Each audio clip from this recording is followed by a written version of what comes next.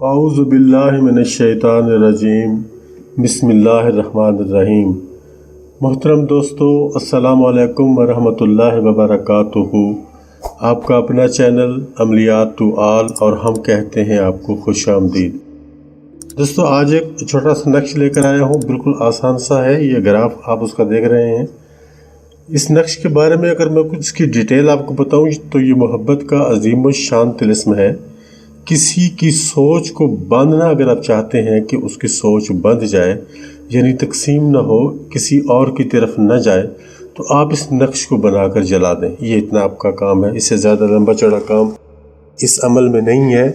میں آپ کو اس کی ڈیٹیل ساری آگے بتاؤں گا۔ یہ تعویذ آپ نے بنانا ہے جس طرح سے یہ بنے گا آپ کے سامنے۔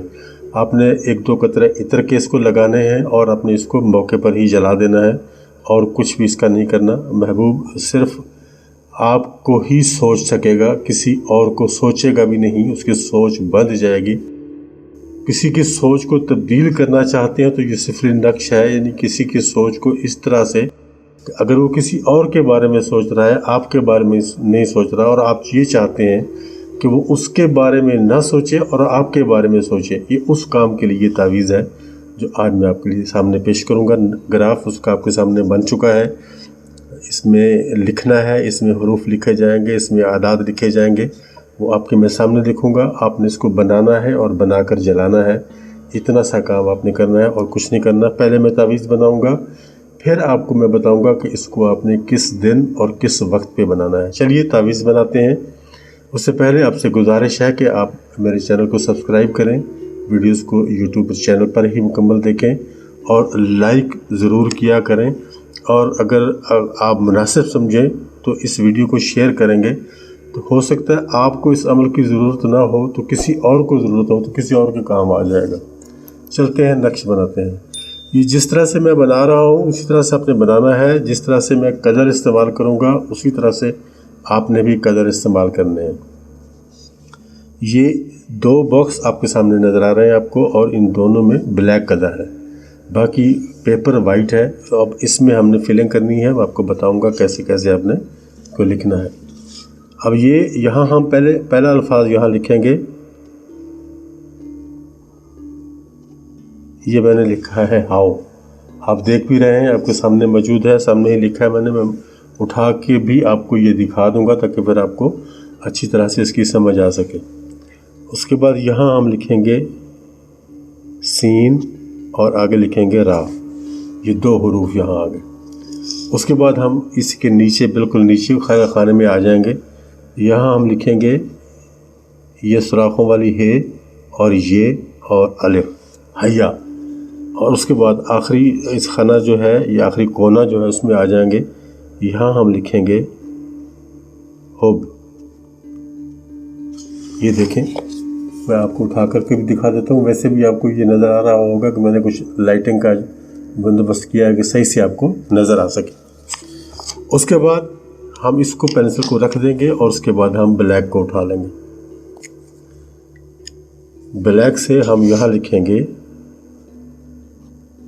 3 3، یہ لکھا گیا۔ اس کے بعد ہم نیچے آ جائیں گے، یہاں ہم لکھیں گے 8، اور یہاں لکھیں گے 1، اور اس سائڈ پہ لکھیں گے، یہاں ہم لکھیں گے 7، اور یہاں لکھیں گے 1، اور اس سائڈ پہ یہاں ہم لکھیں گے 9، اور پھر یہاں لکھیں گے 5۔ اس طرح سے یہ نقش مکمل ہوگا۔ صرف درمیان والا خانہ ہمارا باقی ہے، اس کو ہمیں لکھنا ہے۔ اب اس میں ہم ریڈ کلر استعمال کریں گے۔ یہ ترتیب ایسے ہی رہے گی جیسے آپ نے بنائی، آپ کے سامنے بن رہا ہے۔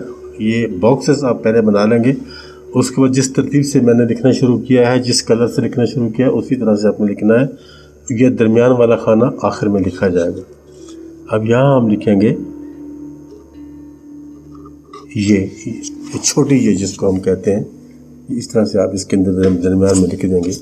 اس کے بعد یہاں اگر آپ خانہ بنانا چاہیں تو خانہ بنا سکتے ہیں، اور اگر ویسے ہی لکھنا چاہیں تو ویسے بھی لکھ سکتے ہیں، کوئی مسئلہ نہیں ہے۔ چلیے میں خانہ بنا دیتا ہوں آپ کو تاکہ آپ کے لیے پریشانی نہ ہو۔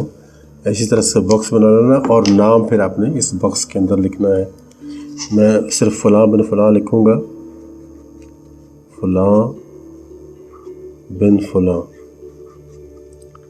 आपने यहाँ इस तावीज़ में अपने महबूब का नाम लिखना है और उसकी वालदा का नाम लिखना है। ये देखें, ये पूरा मुकम्मल तावीज़ आपके सामने इस वक्त मौजूद है। ये यहाँ आप पहले फ़लाँ पे महबूब का नाम लिखेंगे, फिर अगर मर्द है तो बिन लिखेंगे और अगले फ़लाँ पे वालदा का नाम लिखा जाएगा। अगर ख़ातून है तो पहले उसका नाम लिखा जाएगा, फिर बिन की बजाय बिनते लिखना होगा और अगले फ़लाँ पे उसकी वालदा का नाम लिखा जाएगा।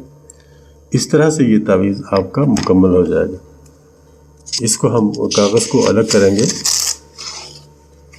ये आपके सामने मौजूद है, इसको हम यहाँ से अलग कर देंगे। ये जो फालतू कागज़ है इसको हम यहाँ से अलग कर देंगे।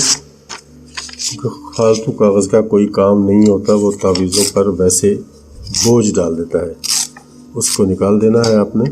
और ये तावीज़ आपके सामने मौजूद है, इसके ऊपर इत्र लगा दें आप अगर आपके पास मौजूद है, नहीं तो आप छोटा सा इत्र कोई ले लें। 2 या 3 कतरे आपने जस्ट इसके ऊपर लगाने हैं, ऐसा नहीं कि आपने इसके ऊपर ज़्यादा इत्र लगाना है। ये देखें, मैं अब आपको उठा कर दिखा देता हूँ कि यह मुकम्मल है। इसके ऊपर इत्र भी लग चुका है और सारा कुछ इसका हो चुका है। अब आपने सिर्फ इसको जला देना है। मैं जला देता हूँ आपके सामने ही, आप देख लीजिएगा। कोई भी माचिस, कोई भी लाइटर या आग जल रही हो, चूल्हे में आग जल रही हो, तो आप चूल्हे पर भी इसको जला सकते हैं। बस इसकी राख को आपने थोड़ा सा संभालना है, उसका भी मैं आपको तरीका बता देता हूँ अभी।